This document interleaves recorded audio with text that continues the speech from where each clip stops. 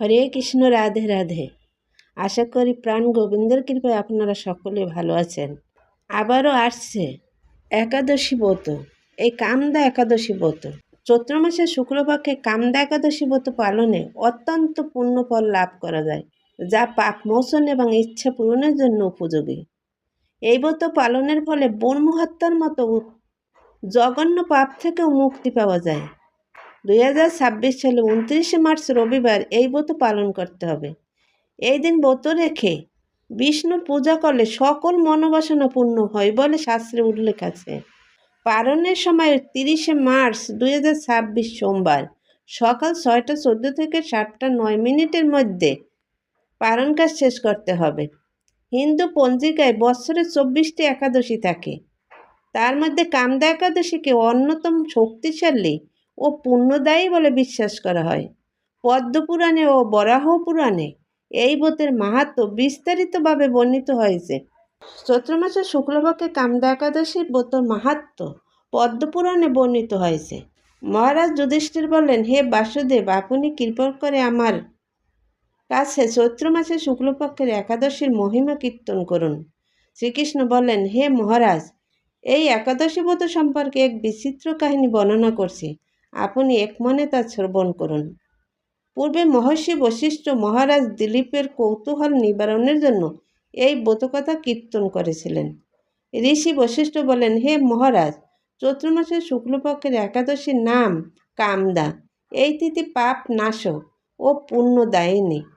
পূর্বকালে মনোরম নাগপুরে স্বর্ণ নির্মিত গৃহে বিষধর নাগেরা বাস করত। তাদের রাজা ছিলেন পুণ্ডরীক। গন্ধর্ব, কিন্নর ও অপ্সরাদের দ্বারা তিনি সেবিত হতেন।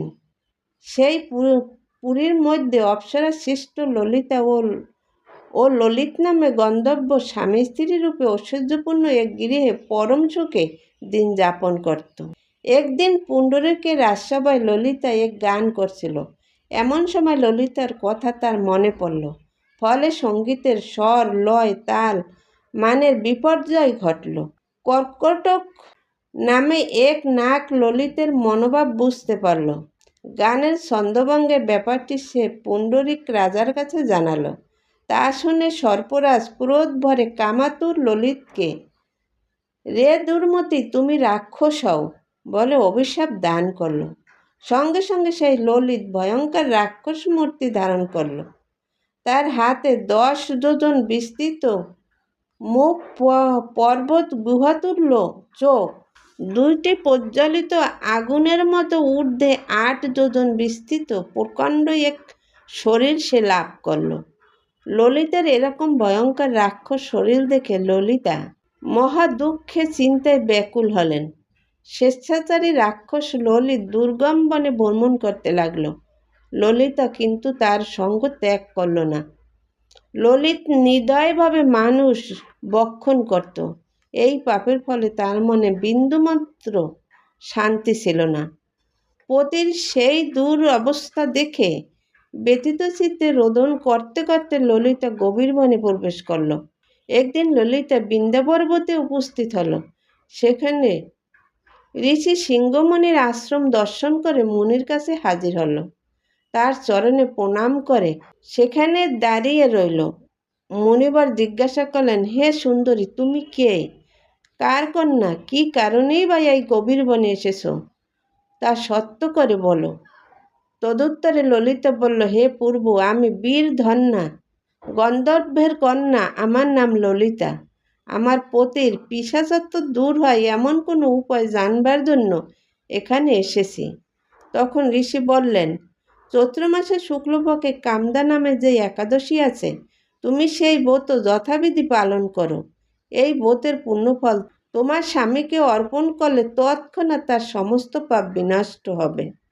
বশিষ্ঠ ঋষি বললেন, হে মহারাজ দিলীপ, মুনির কথা শুনে ললিতা আনন্দ সহকারে কামদা একাদশী পালন করল। তারপর ব্রাহ্মণ ও বাসুদেবের সামনে, পতির উদ্ধারের জন্য আমি যে কামদা একাদশী ব্রত পালন করছি, তার সমস্ত ফল আমার পতির উদ্দেশ্যে অর্পণ করলাম। এই পুণ্যের প্রভাবে তার পিশাচত্ব দূর হোক। এই কথা উচ্চারণ মাত্রই ললিত পাপ মুক্ত হয়ে দিব্য দেহ প্রাপ্ত হলো। পুনরায় গন্ধর্ব দেহ লাভ করে ললিতার সাথে সে মিলিত হলো। তারা বিমানে করে গন্ধর্ব লোকে গমন করলো। হে মহারাজ দিলীপ, এই ব্রত যত্ন সহকারে সকলেরই পালন করা কর্তব্য। এই ব্রত বর্মহত্যা, পাপ বিনাশক এবং পিশাচত্ব মোচনকারী। এই ব্রত কথা শ্রদ্ধাপূর্বক পাঠ ও শ্রবণ করলে বাষ্পের যজ্ঞের সমান ফল লাভ করা যায়। হরে কৃষ্ণ, রাধে রাধে।